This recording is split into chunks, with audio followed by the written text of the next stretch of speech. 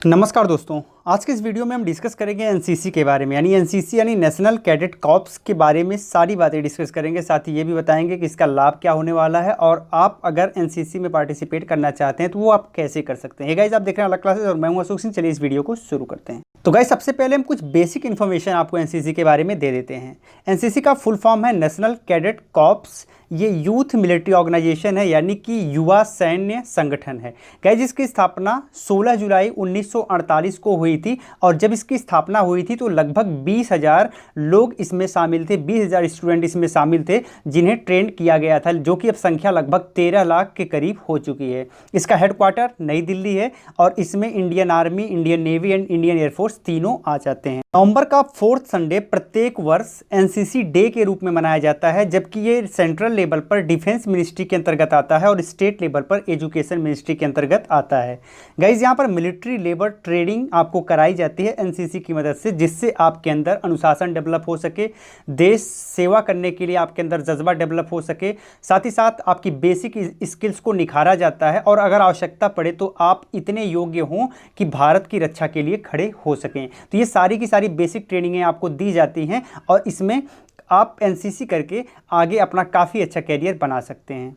Basically NCC में join करने के लिए आपको 2 चांस मिलते हैं। सबसे पहला चांस, हाई स्कूल पास होने के बाद जब आप इंटर में इनरोल होते हो तो वहाँ पर आप एनसीसी में ज्वाइन कर सकते हो। लेकिन अगर आपने इंटर में इनरोल होने के बाद एनसीसी ज्वाइन नहीं किया तो आप ग्रेजुएशन में जाके भी एनसीसी ले सकते हो। तो ये 2 टाइम आपको मिलता है जब आप एनसीसी में पार्टिसिपेट कर सकते हो। गाइज, 11th में पार्टिसिपेट करने के लिए आपको कहीं जाने की ज़रूरत नहीं है। आप जिस कॉलेज में पढ़ रहे हो वो कॉलेज एनसीसी से एफिलेटेड होना चाहिए, यानी कि उस कॉलेज में एनसीसी होना चाहिए। तो अगर आपके कॉलेज में एनसीसी है तभी आप कर सकते हो। अगर आपके कॉलेज में एनसीसी नहीं है तो आपको परमिशन लेनी पड़ेगी एनसीसी कमांडिंग ऑफिसर से और फाइनली फिर उस लेटर को आपको दिखाना पड़ेगा जिस भी कॉलेज में एनसीसी है वहाँ पर, तो फाइनली आपका सिलेक्शन हो पाता है। तो आपको क्या करना है, इतना परेशान होने की कोई ज़रूरत नहीं है। एडमिशन से पहले आप पता कर लें कि कहाँ पर एनसीसी है। जहाँ पर आपको 11th में एनसीसी मिल जाएगी, आप वहाँ पर एडमिशन लें जिससे आपको ईजिली एनसीसी मिल जाएगी।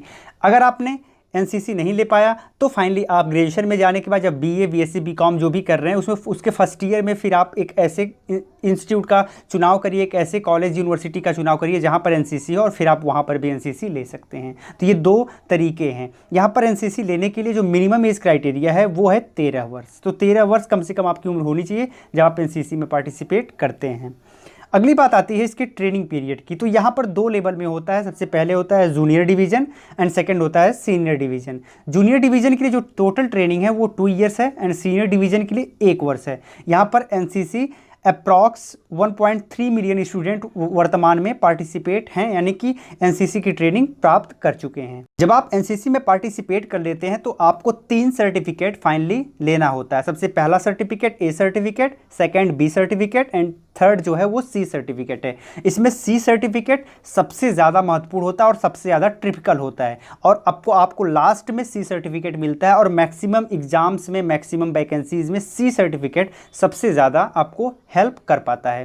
तो यहाँ पर ए सर्टिफिकेट आपको पहले ईयर में मिल जाएगा, बी सर्टिफिकेट सेकेंड ईयर में, टोटल ऑल ओवर कंप्लीट होने के बाद आपको सी सर्टिफिकेट मिलता है अगर आप पास कर लेते हैं तो।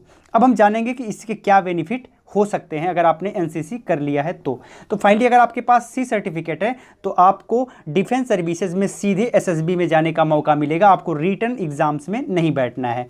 वहीं बहुत सारी वैकेंसियां हैं, जैसे कि नॉर्मली आप आर्मी की वैकेंसी देख रहे हो तो उसमें आपको रिटर्न नहीं देना होता है, आपको सीधे फिजिकल करवाना होता है, उसके बाद आपका मेडिकल होता है। यहाँ पर आपको बहुत सारे एग्जाम्स में बोनस मार्क्स भी दिए जाते हैं और स्किल डेवलपमेंट आपकी होती ही होती है। यहाँ पर ये मैं सी सर्टिफिकेट की बात कर रहा हूँ। अगर आपके पास ए सर्टिफिकेट है तो आपको रिटर्न एग्जाम देना पड़ता है।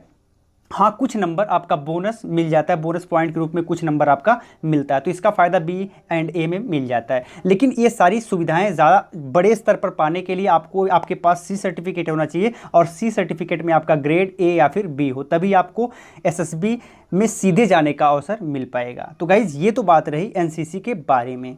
तो आप बताइए वीडियो कैसी लगी। अगर वीडियो अच्छी लगी हो तो वीडियो को शेयर करिएगा, लाइक करिएगा। अगर आपने अब तक में सब्सक्राइब नहीं किया, सब्सक्राइब करके ऑल नोटिफिकेशन ऑन कर लीजिएगा जिससे हमारे वीडियोस आपको सबसे पहले मिल पाएँ। और गाइस, आप गाइज आप हमें सब्सक्राइब कर लीजिएगा और सब्सक्राइब करने के बाद घंटी पर प्रेस करके ऑल नोटिफिकेशन ऑन कर लीजिएगा, जिससे हमारे वीडियोस के नोटिफिकेशन सबसे पहले आपको मिल पाएँ। आपने इस वीडियो को लास्ट तक देखा, इसके लिए बहुत बहुत धन्यवाद। जय हिंद।